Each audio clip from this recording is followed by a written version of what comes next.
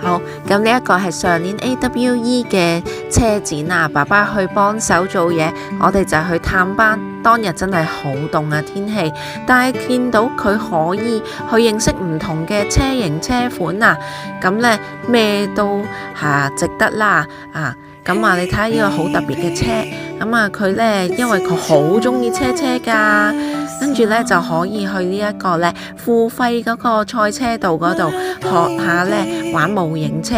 當時佢得嗰4歲啊，當然係唔識玩啦。不過練下手眼協調、負責執車同埋學下守規矩，同爸爸增進感情呢，都係好好噶。